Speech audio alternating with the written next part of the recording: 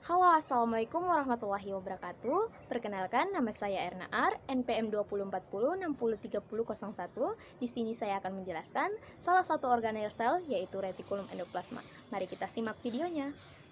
Baiklah, di sini saya akan menjelaskan tentang retikulum endoplasma, di mana merupakan salah satu organel sel yang terdapat pada sitoplasma. Retikulum endoplasma atau yang sering disingkat sebagai RE.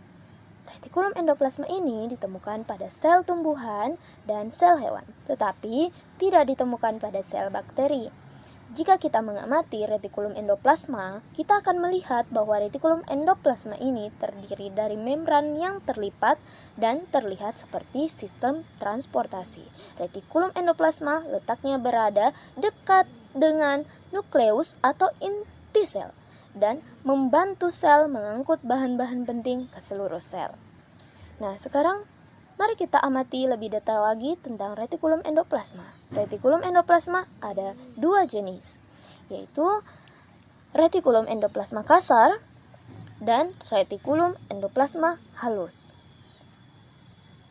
Lipatan-lipatan pada membran retikulum endoplasma akan membentuk ruangan dalam retikulum endoplasma tersebut. Ruangan dalam retikulum endoplasma ini disebut dengan sisterne. Berfungsi sebagai saluran untuk mengangkut berbagai produk ke seluruh bagian sel dan juga sebagai ruang penyimpan.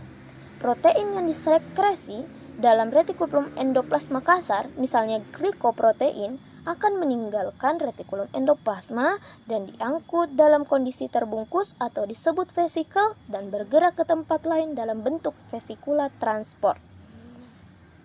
Retikulum endoplasma terletak sangat dekat dengan inti.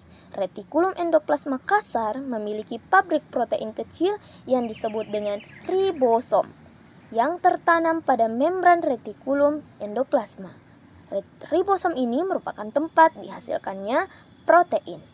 Beberapa protein yang dihasilkan akan diangkut dari retikulum endoplasma ke badan Golgi. Sebagian protein lainnya akan diangkut melintasi retikulum endoplasma ke bagian lain dari sel atau akan dikemas atau disimpan dalam kantong kecil yang disebut vesikel tadi, yang akan diangkut dan melakukan perjalanan ke seluruh sel.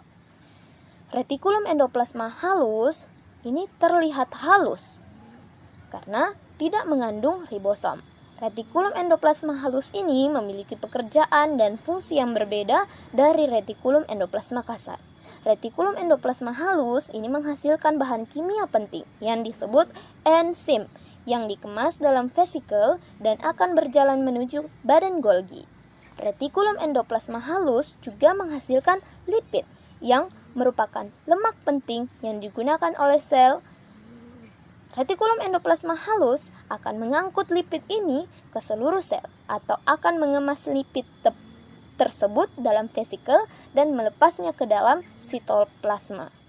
Singkatnya, retikulum endoplasma adalah merupakan sistem transportasi yang digunakan oleh sel untuk membuat dan mengangkut protein enzim dan lipid ke seluruh sel. Baiklah, di video penjelasan tentang materi retikulum endoplasma, mungkin itu saja yang dapat saya paparkan hari ini.